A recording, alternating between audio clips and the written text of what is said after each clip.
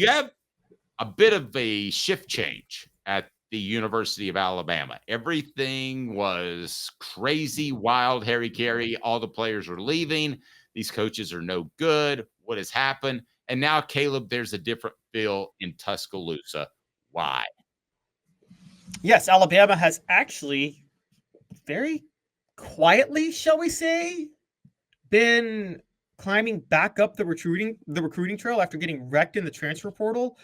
They have picked up 2 key 4-stars in the month of March in wide receiver Derek Smith and linebacker Darrell Johnson. They are now number 6 in the national recruiting rankings right now, which again, if you know where they were and what could have happened, that's kind of a big deal actually. And I think and just recently they picked up linebacker Luke Metz. He is not as highly touted, but he is in the 2025 class. He is a 3-star, but they're starting to add some players, guys. And when you add in the fact that I think it seems pretty obvious at this point, it hasn't been confirmed, but Caden Proctor, it seems like it's going back to Alabama, isn't he? I think that's what I've heard. I would think so. So give me the star numbers again on those guys, and I will point something out.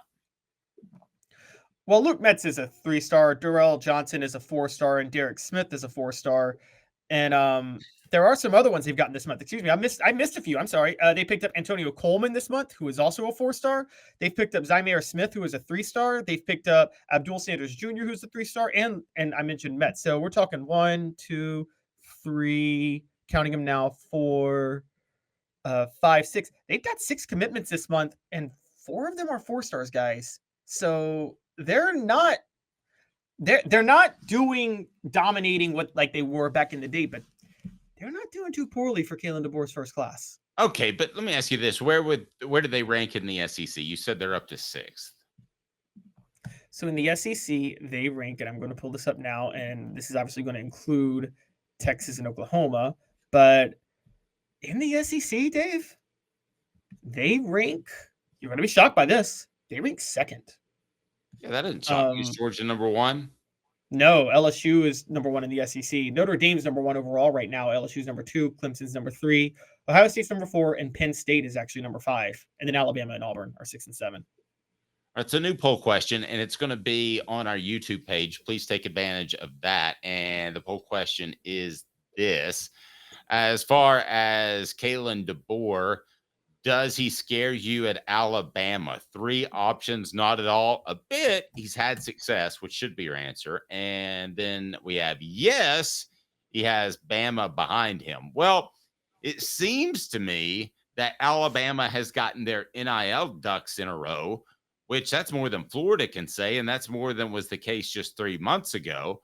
So I give Kalen DeBoer or somebody credit for getting that organized, because I felt like they could freeze up on commitments for 3 or 4 months, and that would have been a death sentence to the program. Yeah, and that's where I wanted to get to. Did we write him off too early? Did we write Kalen DeBoer now? I mean, I don't think so. I think what's right off too early? What is so he eventually gets fired? Is that your definition? He gets fired and they implode as a program. And I thought that because of what you just said, their NIL ducks in a row. Maybe it wasn't writing off Kalen DeBoer. It was writing off the program under Kalen DeBoer, because I never thought they'd get their NIL ducks in a row. Now, they may be getting their NIL ducks in a row. Do you think maybe the boosters got the message of you can't expect a discount to go play for Alabama?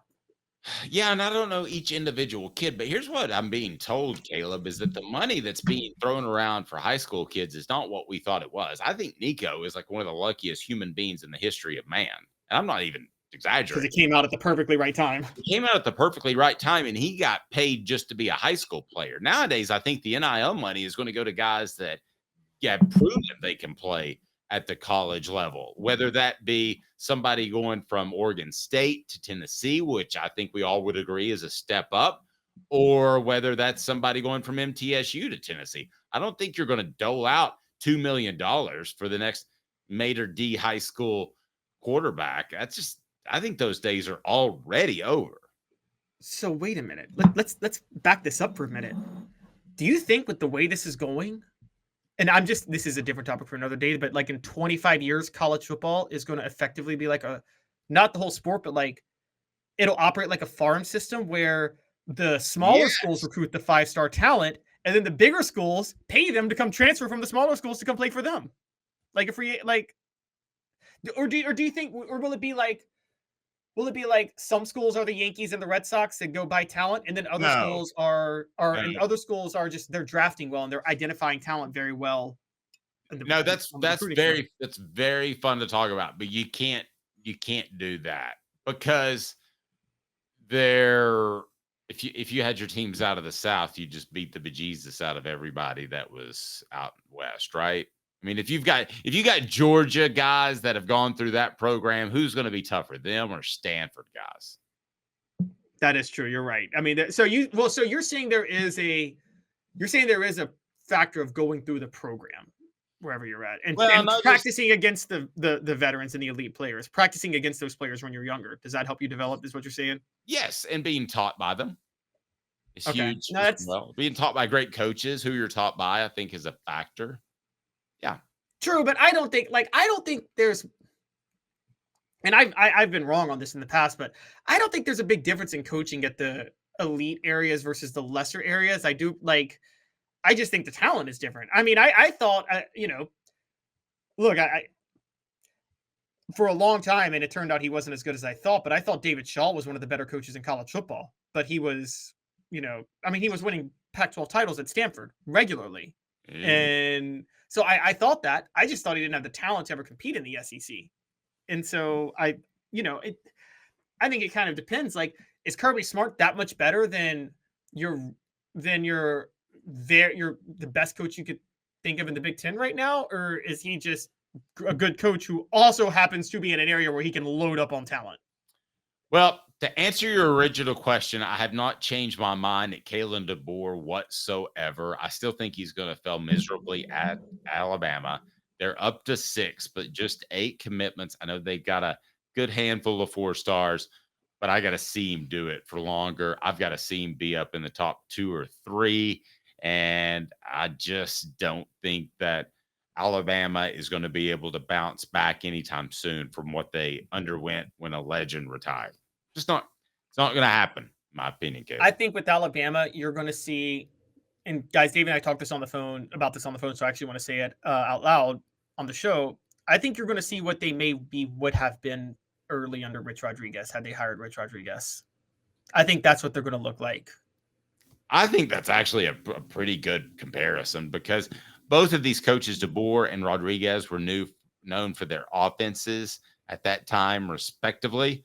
So, yeah, I could see that. And I'll still say that I thought Rodriguez would have been a fine hire, if not a very good hire at the University of Alabama. I kind of thought that he might bring in a whole new thought process at Alabama and might be ahead of the rest of the SEC.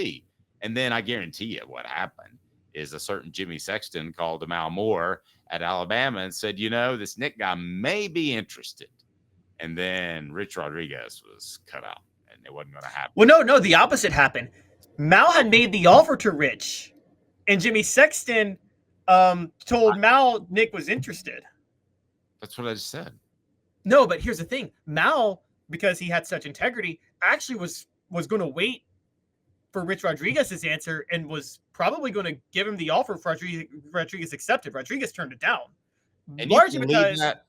Yes, I do, because here's why. And here's why I really do believe that, believe it or not. Don't forget that West Virginia team in 2007 that Rodriguez was going back to. That was the greatest team in West Virginia history. And had they stayed healthy, they'd have won the national title with Pat White and Steve Slayton. They were a Pat White injury away from winning the national title that year.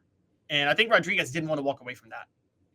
Portions of the program brought to you by Apex Apparel Group Solutions. Man, Apex Apparel, go to orderapexapparel.com, orderapexapparel.com, or call 865-919-3001, 865-919-3001. Call Tyler at that number and get 15% off your first order.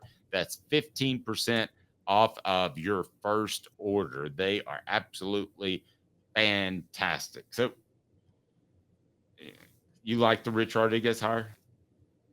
You would. I still think.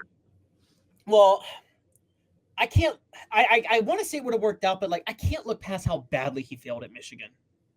Like he was so bad at Michigan. But again, Michigan, to be fair, they were more constructed specifically for a power I pro style offense. Not that Alabama wasn't, they were, but I think Alabama had athletes to adjust a little bit better, even if Michigan had more talent at that time. And I think had Rich Rodriguez stayed at Michigan, he had the program doing better than what Brady Hoke did. I'll tell you that.